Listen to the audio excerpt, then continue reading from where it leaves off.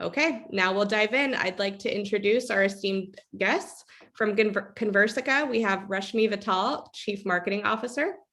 From Forrester in the Marketing Corner, we have Jesse Johnson, Principal Analyst, AI and Marketing Automation Strategies at Forrester. And speaking from the sales point of view, we have Anne Slough, Principal Analyst of Sales Operations Strategies at Forrester. So, all right, ladies, you can take it from here. Thanks so much. All right, thanks, Amanda. Really appreciate that. Okay, Jesse and Anne, I'm super excited to have this conversation here today. I think first off, we're going to hand it off to Jesse, as you've got when you want to set some stage with some key buying trends. Is that right? I was going to say, actually, I think I'm going to Rashmi kick us off. So I'll kick us off. Yeah, hi, it's Anne. I'll kick us off, kind of setting the stage around key buying trends. So a couple of things from our study. We do a B2B buying study. We did it in 2015, 2019, and then again in 2021. And the landscape is changing around buying trends. And so the first one is around buying groups. So we know that the number of people involved in purchase decisions continues to increase. So today, 60% of purchases have 4 or more people involved versus in 2017, we were only looking at 47%. So we know we have to reach more people who are making the buying decision. The second one is around decision-making is really changing. And so that's really causing us to think about who we need to target and the personas we're going to focus on. So with more people participating and with there are more buyer roles that aren't decision makers, but are involved in the buying process, like champions, multiple influencers, users, ratifiers. So we have to determine who is playing which buying role and how much to engage each individual within the group. The third trend is around the sales reps role. And we know that buyers have an increased desire to meet with sales reps. And this is the key part, when the time is right. So within the last 6 months of 2020, for example, buyers had more meetings virtually or in person with sales rep, 91% versus 69% in 2019. And then the fourth trend is around digital content is highly sought after. So for the first time since 2015, the number of self-directed guided buying interactions has outpaced the number of human interactions, 15 versus 12. And so those are really the 4 key buying trends. And now we're going to move into the next slide around buyers are doing more due diligence than ever before. So first, we know the total number of interactions during the purchase process has dramatically increased from 17 in 2019 to 27 in 2021. So 10 more interactions within that buying process. And then the time frame has elongated. So from 2015 to 2021, we went from the purchase time frame being 4 months or longer, went from 19% of those to 32%. So just kind of setting the stage around how buyers want to buy and interact with us. And Jesse's going to now take us through the buying journey and decision process. And this is really the picture that we're trying to navigate as both sales and marketing leaders. So thinking about the different roles that are involved within that decision-making process, the journey that they need to move through together. And then, as Anne mentioned, the role of those digital interactions, and even more importantly, the interplay of those non-human or digital interactions with those human touches. So a lot to think about here as we try and enable our buyers in the context of that buying group to navigate their journey. And a big part of this is that focus again on those buying groups, not just individuals. So as we see technology purchases now make up 77% of all purchases, up from 63% in 2017. And that's really driving more complexity as well as more people involved in this decision-making process. Now we have about 83% of those purchases that include complex buying groups. So marketers are responding with their investment in technology in 3 key ways. We're looking at the data that's required, to drive that differentiated experience. So how are we able to source data, to make sense of data, to keep that data clean so that we can deliver the right experience for our buyers at the right time? We also see businesses increasing their plans to invest in artificial intelligence applications over the next 12 months to solve a variety of challenges that we're seeing as we help our buyers navigate this complex journey. All of these investments are really done with the end goal of improving that buyer experience and creating differentiated and very relevant and responsive interactions with those buyers as they move through their journey. And as we know, a critical part of that is conversational interactions. So how are we able to connect those conversations with our buyers across each step of the journey in context of the conversations already taking place with other buying group members? We're seeing this increase in importance for B2B organizations. They're becoming more conversational. 34% are planning to adopt virtual assistants in the next 12 months, and that's up from 19%. And 21% of those organizations are already starting to use artificial intelligence to deliver and develop a better conversational experience for their buyers and customers. And I think, Jesse, what it lends to is the fact of what is truly a virtual assistant, right? And how does that work? You hear about these terms, conversational AI, conversational interactions. Well, conversational AI is typically delivered through some form, in this case, intelligent virtual assistants. And think of an intelligent virtual assistant as a digital teammate that could actually conduct a two-way conversation between itself and either it's your prospect, it could be your customer, it could be even your partner, in order to drive and determine whatever the next best action is and actually take that action. So when you think about an intelligent virtual assistant or an AI assistant for short, right, it does four key things. One, it engages, meaning it can initiate contact with your prospect or customer. And then it will try and do multiple attempts, as you see at the example here, over a period of time. So whether that's 7 unique attempts over a 21-day period or 10 unique attempts, it can do this, right? And the idea is that with that persistence, it's going to be able to drive a response. Now, when a response comes in, it does a second thing, which is now it comes in and starts comprehending that response, and it tries to interpret that reply so that it knows what to do next and then respond in kind. So it has to be AI driven. There is natural language understanding that is truly involved here. It wants to be able to understand the different contexts. There could be multiple intents, which means each phrase might have a different meaning to it. That the virtual assistant needs to intelligently understand and then craft a tailored response. And that third thing is responding in kind. That makes the most sense. As you can see here in this example, the prospect responded back and said, I do have some questions. I'd like to talk to somebody.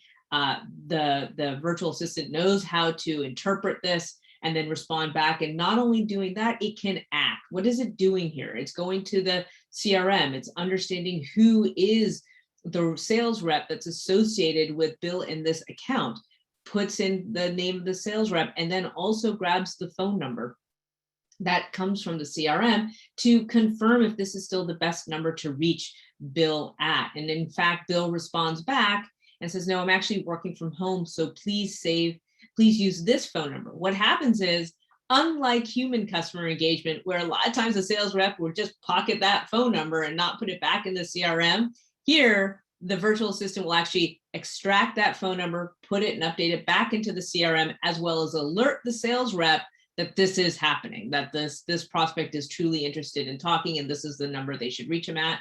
And then a few days later, what happens is that the virtual assistant will follow up with the prospect and say, hey, were you able to have that meeting? Why? As you mentioned, because you want to deliver a good experience. And this is part of just coming back and saying, hey, the virtual assistant is the one that's established the relationship with this prospect and therefore is following up with the prospect to make sure that they got what it is that they wanted. And in fact, in this case, they have. So really good example here of how a virtual assistant is applied. And the idea that we're talking about is that these virtual assistants really are meant to augment your existing marketing and sales team, not only processes, but also teams, right? Because we know when you have people plus AI working together, that's truly how you're going to scale business.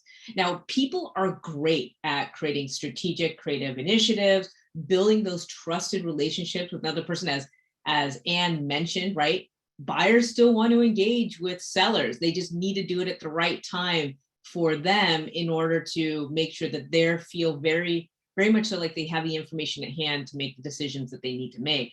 So sales folks are really focused on creating those strategic creative initiatives and then building value into the opportunity and making sure that the buyer has what they need to make that informed decisions.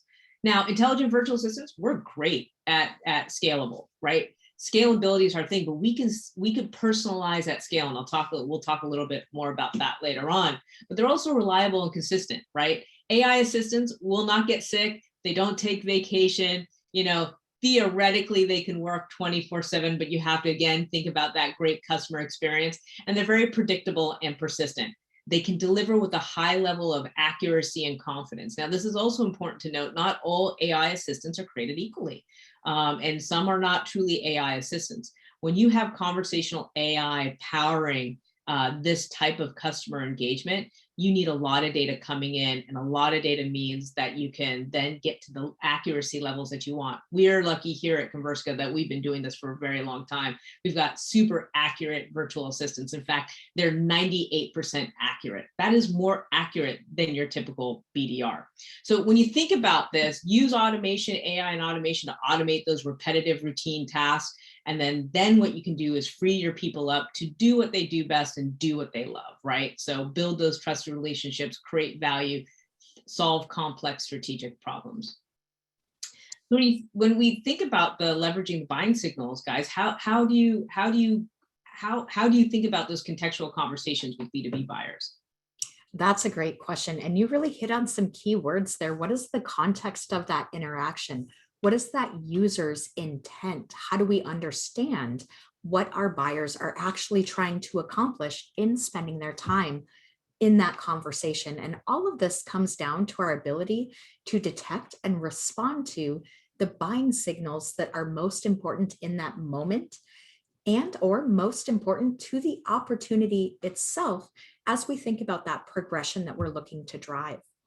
So as we know, buyers transmit a variety of signals as they're researching and evaluating their solutions, even as they start to adopt and review those solutions. So we can capture these signals in a number of places, but we need some structure to make sure that we're not only classifying those signals in a way that allows us to actually take action on those signals, but we're actually working within this buying signals construct in a way that helps us better understand and enable our buyers.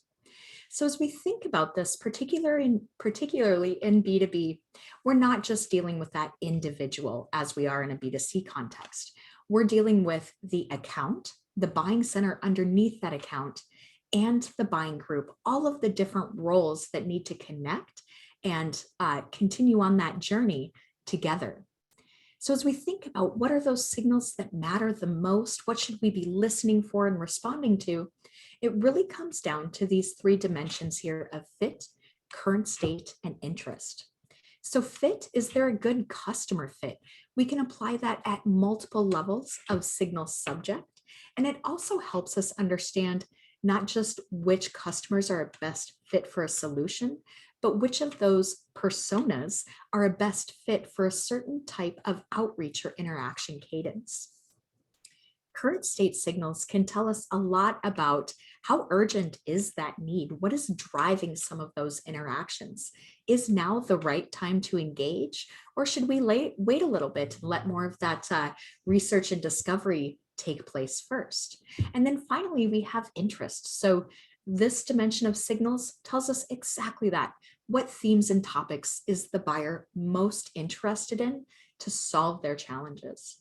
And you'll notice too at the bottom there, we have traditional intent data between the current state and the interest signals. Really good example to think about that Not every visitor to your website has intent to buy right now, but that is signaling their level of interest as well as their current state to some degree. So thinking about these three dimensions and how they can work together to really help us better understand and enable our buyers. Fortunately, conversational interactions are rich in buying signals as well as sensors. So what are the mechanisms that we use to actually capture and act upon those signals? So things that we can consider when we think about that audience, matching those signals to audience and conversation starter. So how can we start that conversation based on what we know or what we can infer about that buyer? Using our signal sensors to notice that user's conversational intent and then trigger that most appropriate apply. And we have some really cool examples to take a look at there. And then also thinking about that user intent again. So it's not their intent in the context of their buying stage, but what are they looking to accomplish in the moment of that interaction? How can we best utilize their time and provide value with that interaction?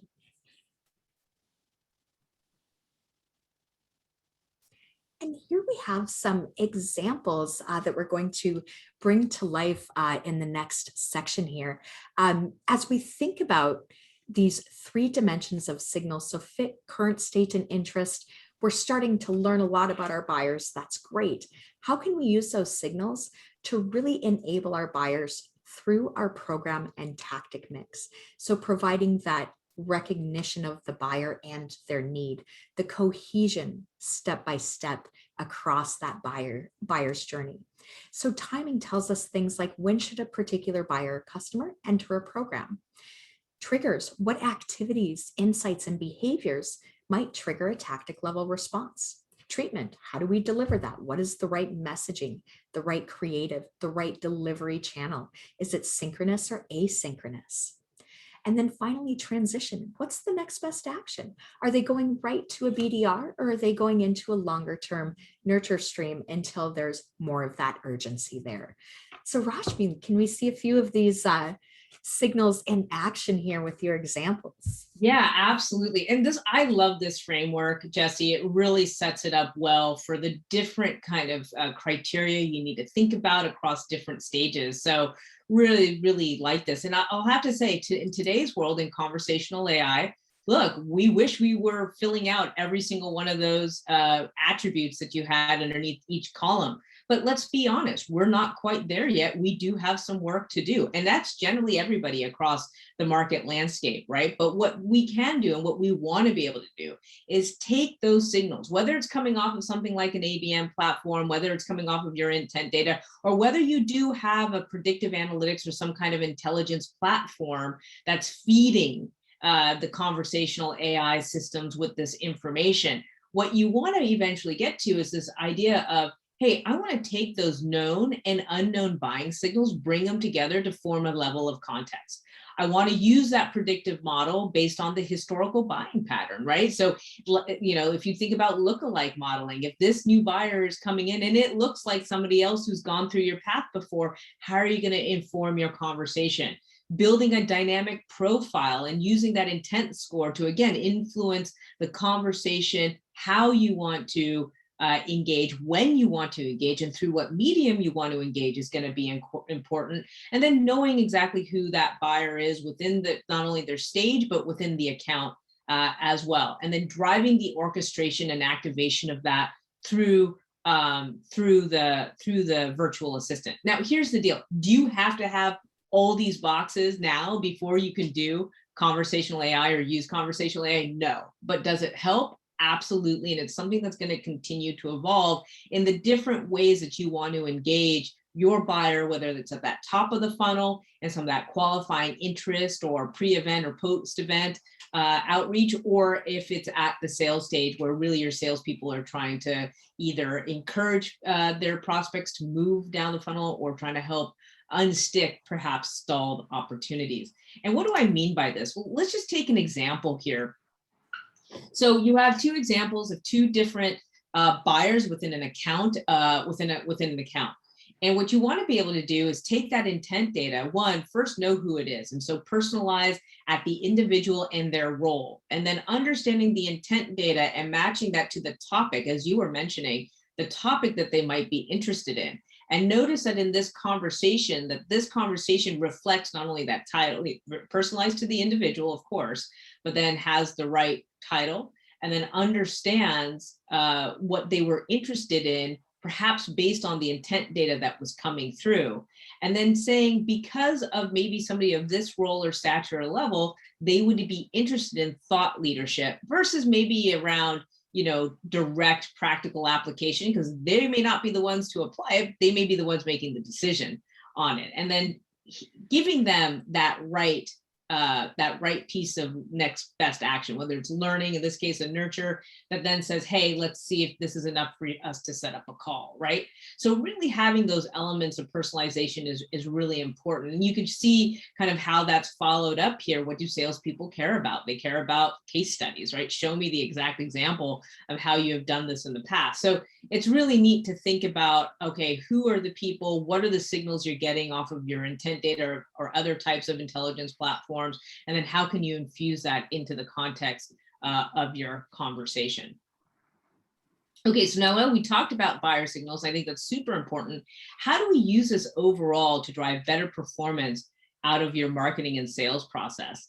And so, Anne, I think this is going to be fun, because I think when you think about driving better performance, I think first what you got to think about is, what are some of the frustrations that we know that marketing leaders and sales leaders are experiencing literally on a day in and day out basis on their lead engagement and sales process? So I could definitely speak from the marketing leader's point of view, and Anne, as a seasoned sales leader veteran, I'd love to hear your take on this. But I know what I hear a lot when I talk to organizations is that, one, leads are just not getting followed up on. All marketing leaders have this dream of a no lead left behind policy. And so for them, being able to follow up on those leads and knowing that they're getting followed up on in a thorough fashion is just something that, again, a promised land that they always ask for. What's that like? How does that translate on the sales leader side? Yeah, so I think sales leaders would love to have no lead left behind if they were all qualified, right? So sales leaders say, I'm getting a ton of leads in, but they're not, I don't think they're that qualified. They're not that great. Salespeople always complain, we're not getting enough qualified sales leads. What is marketing doing? That's what we're asking. What kind of leads are we getting? Yep, and we hear it all the time, and so for sure, and we'll talk about how we can help there. Okay, marketing leaders say, I'm not satisfied with my webinar event attendance or ROI, which really translates into the follow-up that happens after an event or a webinar occurs. Typically, in this case, you're passing these types of leads onto, let's say, maybe an SDR team or inside sales team, and they're meant to follow up on this. And again, here it comes back to that no lead left behind. Sometimes, does it take, are they following up in a timely manner? And what is timely? What is your SLA in your organization? Hey, it might be a day, but oftentimes what we hear organizations say, it's more like 5 days, 7 days. It's been 2 weeks and nobody's really followed up. So that's not really great SLAs. How does that translate for you on the sales leader side? Yeah, so then on the sales side, we say, you give us the list from the event, we're following up on it, we're calling, people aren't responding, they're not returning our calls, they don't respond to our emails, these aren't great personas that we've contacted, and we're just not getting a lot of response to our outreach. And so then we get frustrated. Yeah, for sure. And that is tough. Like, we got to value what the SDR and those inside sales teams are really trying to do, right? They're trying to get out there and try and make some connects. And if they're not making connects, then the frustration ensues. All right, marketing leaders. All right, this is the key. This is one that I have this conversation still all the time. Please don't ignore the leads that come from content syndication. Just because they say source is content syndication does not mean that they're all crap. Now, they might take a lot longer to nurture through the funnel to actually get to qualified. But please, if it shows that they've since engaged, shown intent, or now those leads/accounts are in market, please pursue them. Because it's not like they just came in and we mad dashed them over to sales. they actually went through the process and they engaged and they showed intent. How does that translate? What would be the sales mentality about on that? Yeah, so sales, we love that they're showing intent. We love that they look like they're interested, that we have something to solve a problem for them. And we're measured on activity level, right? So in sales, we're measured on calls and meetings and opportunities and RFPs responded to. And so we say we need more meetings. We need more meaty meetings and substantive interactions with prospects. So if they're qualified and they're showing intent, we love that. But we need opportunities that want to talk to us, right? That want to meet with us. Yeah, and this is what I always say. I mean, sales folks want the dialogue. They ache for the dialogue. They want the meeting. What happens though, a lot of times, salespeople spend a lot of time just trying to get the meeting scheduled in the first place, right? So in my mind, I rather have salespeople have the meeting versus spend the time scheduling the meeting. And this is, again, an area where things like conversational AI can serve. Yeah, and Rashmi, just real quickly, we totally agree with you. We would love for us to not be spending the time trying to schedule the meeting as well. So I think we are super aligned on that. Totally. And then we think through a little bit more here, what do I do with all these no response or high intent leads? Now, these leads could have come in a little bit hot in terms, I won't say hot, but come in with some engagement that showed good intent. But then all of a sudden they went quiet, or they went what we call dormant, right? They were inactive greater than 90 days, inactive greater maybe than 100, 120 days. And so you come back and you say, what is our program to reactivate these leads, right? How do we go after them? I know that if they're aged or dormant, that's highly unlikely sales even has the time to go follow up with these, because they're focused on the ones that are new coming in or might be really raising their hand, which we want them to do. We want them to go focus on the hand raisers. How do salespeople think about this, Anne? Yeah, so Rashmi, I think there are two issues here. One is a stalled opportunity for whatever reason, right? They were hot in the beginning and then the opportunity stalled within the pipeline, and we need help from marketing to continue to drip on that and nurture that opportunity to bring it back alive. And then the other issue, I think, is to make certain that we, sales and marketing, are aligned around what is a good prospect, what is the right persona, what is a good opportunity, so that we are appealing to people and opportunities that we can uniquely solve their business problem, so they don't stall out in the pipeline. And that's where I think there's a really great synergy between marketing and sales to be aligned on, what is our ideal customer profile? Who are those personas? What are those buying groups? So that we can work together to make certain opportunities don't stall within the pipeline. And of course they will, right? Sometimes the markets change, business things come up, and they will. And then how can we re-engage with marketing to continue to nurture those? Yeah, 110%. And if you said it really well. And I'd say, one of the things that the other thing that marketing and sales is really aligned on, because we have and share a common objective, is at the end of the day, pipeline and revenue targets, right? Are we helping to generate enough pipeline? Are we set up for success to hit our revenue targets? From a marketer's perspective, they want to see their marketing investment turn into pipeline opportunities. So they want to see those MQLs or MQAs, those marketing qualified accounts, turn into meetings, and those meetings into pipeline. Of course, sales wants to build up enough pipeline so they have a great chance of hitting their target numbers. And I bet you would agree with that, Anne. Yeah, and I would say, Rashmi, on this, this is again where I think sales and marketing is really aligned. And so I know you and I and Jesse get frustrated with the tension between sales and marketing, because there really shouldn't be, because we're all being measured ultimately on revenue, right? Making certain that our company, we're hitting our revenue targets, our profitability targets, our margin targets, and that all starts with the top of the funnel and getting enough opportunity at the top of the funnel and moving it through to create pipelines so we can close those deals. So I think where conversational AI can really help bridge the gap and lessen that tension between marketing and sales is saying, how do we do this, right? How do we really live up to the promise that marketing and sales make to each other, but also to our customers? And so we always want more pipeline, but I think that's more of a partnership opportunity with marketing than a tension. 110%.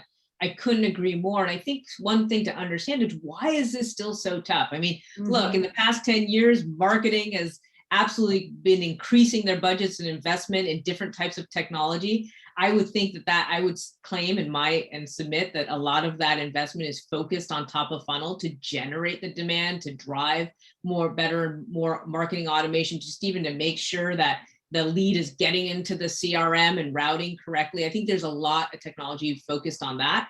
But I think the one area that still, I think every organization struggles with is the fact that there's that point where the handoff occurs between marketing and sales. And how do you drive and build a better bridge in doing that lead engagement, that lead follow-up that turns that not only inbound investment into meetings, pipeline, and revenue, but also outbound investment that the salespeople are doing in order to make sure that that continues to move down the funnel. And the main reason why this is still tough is because there's still inconsistent customer engagement. By customer engagement, I mean, it's still predominantly human-powered customer engagement. And what I mean by that is that these are the conversations and actions that people, salespeople, SDRs, inside salespeople take to qualify and manage thousands of prospects and customers. Now, if you're a marketing department, you're generating thousands of leads or MQLs a month and then tens of thousands a quarter. It is really hard to expect the sales team, even if they're a large team, to be able to fully, engage with those leads in a proper manner. And what we've done is we've conducted a study for the past 6 years where we reach out to over 1,000 accounts, and we try mid-market and enterprise accounts, and we secret shop them. And we say, if we secret shop, if we downloaded a white paper, we downloaded a webinar, what is the type of engagement we're going to get back based on that action, on that behavior?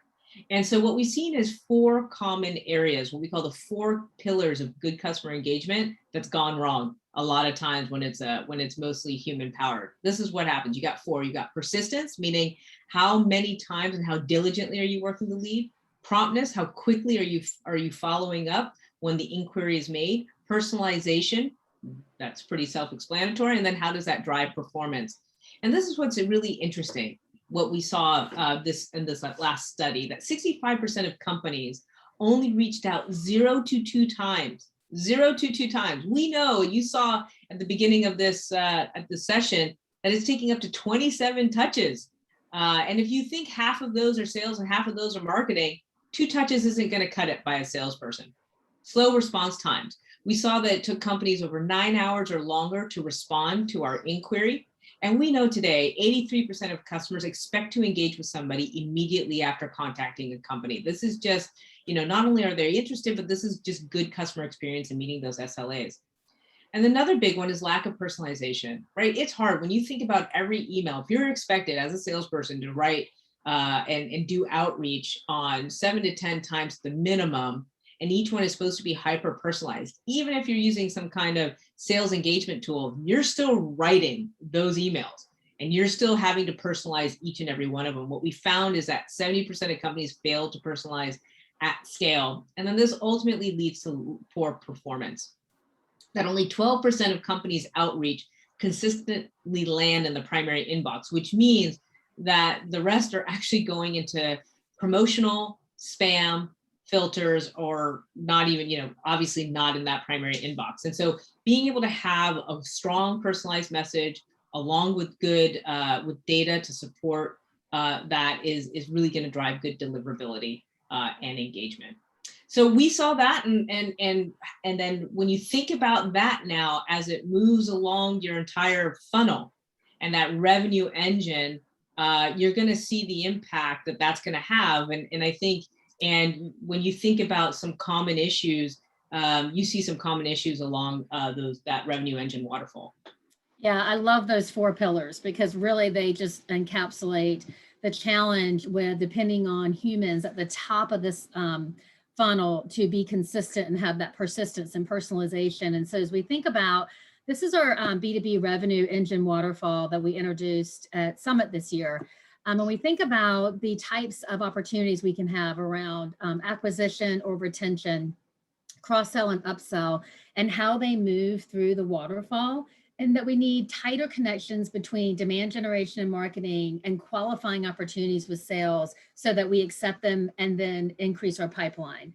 And there are really three causes of underperformance within the waterfall. And the first is a lack of agreement on what is a lead. We talked about this when Rashmi and I were going back and forth, but what is a lead? How do we define that? What are the qualifications? And really important, the advancement criteria. So once it comes in, how do we move it? Do we both agree, marketing and sales, and how we're going to move it through the waterfall? The second one is lack of agreement on roles and responsibilities. So who's doing what? What does the SDR do? When does it get passed to an AE? What is marketing doing? So who's doing what throughout the waterfall? And again, I think that response time is critical. You know, how fast are we, the SLAs that we have between sales and marketing, so that when marketing sends a qualified MQL over to sales, it is followed up on and it is responded so that there's trust in the relationship that we're creating all these opportunities. I need to know sales is following up on them. And then the third one is really a lack of measurement and a feedback loop. So if we agree upon this criteria, we agree upon roles and responsibilities, what is our feedback mechanism to capture that data? How do we get back together between sales and marketing and say, this is what's happened, this is what's not happening, how do we tweak it, how do we get better? So a lot of organizations we work with don't have this feedback loop, and so we can continually get better, and that's super important as well. And what's interesting is as you apply this now, if you apply conversational AI to this and start kind of alleviating some of that those issues that cause underperformance, what you're going to see is that definitely that you can apply conversational AI just about every stage of the revenue engine waterfall, and they serve different purposes. And we're going to actually show 5 very key examples of how that happens. But just this is what's really important to know is that back to the thing that we're talking about context, is that you have to have the right context of the buyer during their stage, and the conversational AI solution needs to address that as it's engaging with the buyers through those different stages. So you can see here from even thinking about what you need to do from a new customer acquisition point of view and the different types of conversations that you can have at each stage, as well as on a retention and growth side. This is really now with your existing customer base, knowing that there are conversational AI solutions that can support the retention and growth of your base. So if we think now about how do we take that revenue engine tech stack? Okay, so now we've talked about the buyer signals, we've talked about how they can get infused in your conversations, we've talked about the frustrations, we see where conversational AI can be applied in your business process, but really how does it now fit in your revenue engine tech stack? And so first, let's just kind of set the stage of how we as marketing and sales organizations should even think about the overall architecture of your tech stack before we go into very specific examples. So Jesse, do you want to talk through a little bit about the thinking of how Forrester is laying this out? Yeah, I would love to. And it's kind of that idea of it's not a marketing tech stack anymore. It's not a sales tech stack anymore. It's coming together. We have our revenue technology model, or the revenue engine tech stack, as we sometimes refer to it. And really the goal here is to just facilitate that flow of knowledge about our audience. What are they doing? How are they behaving? And their place in the customer's life cycle and the buyer's journey. So how can we plan and execute our appropriate actions based on that knowledge? So starting out with data, what information do we need to collect? How can we start to join disparate data? How can we clean our data so that we know that we're working with the latest and greatest information on those buyers? From there, we can start to interrogate that data. So what are the questions that we're going to ask of that data to drive the insights that we need? What context are we considering? For what parts of the business do we need to derive those insights? Is it marketing, sales, product, customer service? What insights about the market and behavior of our target audiences does that team need? And then how will we measure performance? So all of those questions are happening in the analytics layer. That brings us into orchestration. So 4 key things that we need to be able to do in the orchestration layer. It's all about that decisioning. So how can we integrate all of the decisions about those actions, so that when we think orchestration, it's not just how do we better orchestrate our emails. It's really looking at all of those interactions that the buyer engages in. How do we start to formulate those decisions? So how do we map the decisioning with the scenarios and the responses that we need to have in play? Coordination. So we can respond all day long, but if we don't have the right content, as an example, we're going to have a little bit of a miss there. So looking at coordination across the revenue engine, all of those various functions, whether it's content, it's demand, it's digital experience, bringing everybody to the table to deliver that optimal buying experience. And then of course, real-time optimization. So making sure that as we think about that action plan, whatever new insights are coming in, we're able to respond to those in the moment. If we look to the right here, using our audience engagement, our understanding of how that audience is interacting with all of those touch points to really facilitate this journey. So looking at this as horizontal layers across the organization versus, kind of our traditional marketing and sales tech silos. Yeah, no, that's great. And we talk a lot about this in these layers. If you think about your overall marketing operations and your marketing tech stack, and as you said, it's now a revenue tech stack. But Anne, I'd have to say that there's a lot going on within the sales tech stack specifically if we focused in on that. And so how do you see this being applied to some of the investments that are made in sales technology? Yeah, so just to kind of echo what Jesse was saying around, the lines are being blurred between my marketing tech stack and my sales tech stack, and they're really starting to converge and come together with a revenue engine tech stack. And part of that is around, we need more data so that we can have better insights to action upon those.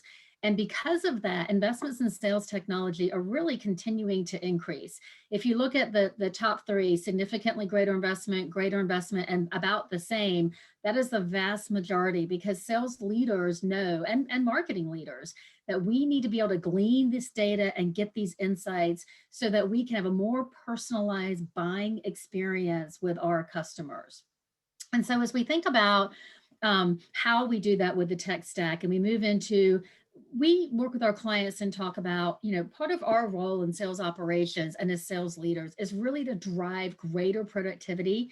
And we do this, we start by defining what are the roles that we're trying to enable, right? So we look at business development around BDRs or SDRs and what they're doing, prospecting, qualifying leads, scheduling appointments, to account executives and account managers who are really managing the opportunity and closing the deal. And then sales leaders and sales management who are expected to coach around this, monitor performance, have accurate forecasting, which is a whole nother webinar topic to have. But how does technology enable these roles? And so then we really look at the tech stack enabling the roles, and we move to what technologies are enabling the roles. And so you can kind of see here, we've listed out the roles and the technology, but based on each role, what is each role accountable for? We begin to look at the sales tech stack and how technology can enable the roles to be more efficient and more effective. And here we can see that conversational AI really impacts the BDR and SDR role initially, but don't be fooled. It is a trickle down effect, right? It cascades down all the way through the sales process and through each role. So it's making certain that the top of the funnel is healthy in order to ensure that AEs and sales managers can be successful as well, right? That tension. And then we move into the sales tech stack itself. And as we look at the tech stack overall, we further slice it according to growth strategy and opportunity type. So acquire, retain, and grow. And then the pipeline stages, pre-pipeline, pipeline, and the customer. So how do certain technologies really enable the sales process? There's a core set of technologies that you can see around your Salesforce automation, sales engagement, your CPQ tools. And then once you've fully adopted and leveraged these technologies, they create this foundation for you. We begin to think about what other technologies can enhance the sales process and performance. And it's here that we start to think about conversational AI or intelligent virtual assistants to have more robust, pre-pipeline and pipeline phases. So again, it cascades throughout the process, and conversational AI can really help us have robust pre-pipeline and pipeline. Yeah. So Rashmi, I'm going to pass it to you to talk about some specific examples of this. Yeah, for sure. And so, well, conversational AI today, and there's different ways that people call it. You have conversational marketing, conversational sales, and even there's that conversational customer success. And in what I'm going to show you right now, it's really going to focus on that pre-pipeline pipeline, but just know that there's also conversational customer success that really focus on that retention and growth of a customer. And so what does that look like? Everybody always says, how do you map this stuff to your current marketing and sales process? And this is supposed to be illustrated. It's not supposed to be all inclusive. So everybody here, just either if you're looking for your favorite vendor, if you're looking for kind of the activity that you typically do, that's not the point of this.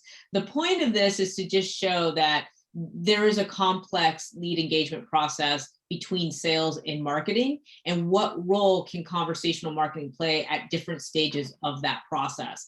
And so obviously you have something maybe at the very top of awareness where people are coming in through your channels at the tippy top of the funnel. And yes, you can use something like conversational marketing. It has been used quite a bit in the form of website chat to have that real-time engagement on your website. And what does that really drive? That really is either going to drive connecting people to the information they seek on your website because they can't find it, maybe a little hard to find on your website. Or the second thing, you want to drive them through to some very specific offers or content that you think based on maybe their intent that they might be interested in. Or three, capture their lead information. And when you capture that lead information, that's going to all get flowed into most likely your marketing automation tool, right? But here in your market, when you're at this kind of consideration phase, which is largely still in the hands of marketing, you're trying to run all these different programs to nurture your leads, right? So whether that's sure your nurture programs or having things like this, events like webinars to help increase the consideration and of your leads, the thing is that they haven't quite yet hit that qualified status. And oftentimes that there's a place where you have these what we call pre-MQLs or these accounts are just early in market, maybe not haven't done enough. They're still in that consideration phase, haven't pushed over into that in-market status. What can you do? How can you use conversational AI to help them? And I'll show you an example of that. Then as you move through the process, you can see you can have qualified leads or accounts that might be direct hand raisers, like contact us or demo requests. You're most likely going to push those to your SDRs today anyway, and they've got their different, between their own engagement, the sales engagement tools that they might have, they're probably touching those leads. But as we said, 0 to 2, right, times at the most are they touching it. So you might want to be able to use conversational AI in this place to pick up where maybe the SDR left off. But on your other MQLs, if you're using something like a Marketo, you might call them BCD MQLs. What you might want to do here is use conversational AI to truly engage this inbound demand to determine if they're either sales ready or if they're just looking to have more information. And as it works their way through the process, you've got this whole notion of where marketing actually comes back into play again, right? If somebody says, you know what, I'm not really ready to talk to a salesperson yet, it gets pushed into their nurture program. And so therefore content engagement will happen or will not happen, right? And content can be everything from not only your actual, from your podcast to your videos to your ebooks, but also to things like this, like a webinar or an event. If that doesn't happen and they don't re-MQL and it's been greater than 90 days, you're creating a big bucket here. And this bucket is, as we talked about, probably not getting touched by anyone, right? You could be retargeting it to them with some advertising, but highly likely, you're just not really sure. They're not getting a very personalized one-to-one outreach, which is a great opportunity there. And then for anything that does re-MQL, you're pushing them back over to the SDR team. Now, this is a great place where Conversica can come in and be able to do that follow-up immediately, so none are just sitting in a queue or waiting to be handled, right? So what does this look like? Let's talk about the first one around pre-qualification. This is becoming more and more popular, where you're asking, or we're being asked by our customers to say, hey, do you think, as a marketing leader, right? I'm frustrated because I'm not sure, I'm losing visibility once I hand something over. But before, can I tee these up to pre-qualify them before handing them off to sales because they're answering a discovery question. And this could be, you could call it a BANT question, a discovery question. Have your AI assistant be able to ask up to 2 BANT questions. And it will be really interesting as you see this, it actually can fluctuate and know whether, one, the questions have been fully answered to the satisfaction of the AI assistant before passing it on, or 2, if it hasn't been, you will see, and I can't show it here on this screen, but just know it does continue to persistently ask in these questions in a different way until an answer or response is received or the cadence is timed out. So here you can see that we're saying, thank you for downloading our report. Can you tell me a little bit more about your lead qualification process, right? And then this could take a couple of days in different attempts to do the outreach. If this was sent in end of April, and you see that in middle of May, a response was received. It wasn't that the AI assistant just sent one attempt, it sent multiple attempts in a cadence, asking a different variation of this question, right? And then you see immediately thereafter, right, very quick in the prompt response back, it says, yes, we're happy to help. Would you like me to set up a call with a representative who can? The lead response says, yep, let's set up 30 minutes. Here are some options, right? Great. Is this the number that's best to reach you at? Yep, that's correct. And what happens here is that the AI assistant will notify the rep will take it on from here and make sure that meeting can get scheduled. Okay, so pre-qualifying, yes, we have for this happens to be one of our examples. It was important to know that they want some improvement in their lead follow-up process. Okay, so next one is around increase event and webinar. So this is now, again, it could be, that pre-MQL, you're really trying to get them to engage with your great content and you want to push them over that threshold so that you can hand them off to sales. And in this one, you could say, this one is a post event where, hey, we wanted to thank you for registering to our webinar. We wanted to see if you had any questions. Even though you weren't able to join, now maybe they registered but couldn't attend live, you're now reaching back out to them saying, hey, this is on demand, right?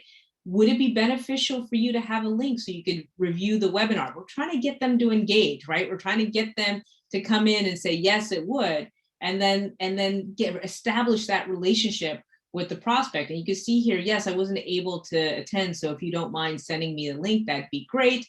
Here you go. Here's the link. We're happy to sub any questions. Should you want to schedule some time with someone, and be like, yes, we're happy to. Great. Here's the right number, and that's that cadence. And what you can see, what you can see here in the responses is really important. People don't know that this is an AI assistant on the other end because it's so personable, so human-like.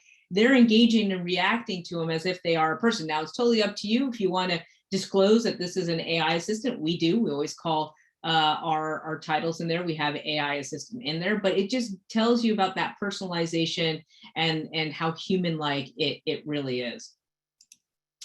When you think about that dormant demand, right, it's there, and you could have those, you could do your segmentation on that dormant demand, but what's really important here is that you want to reactivate, see if they're maybe back in market.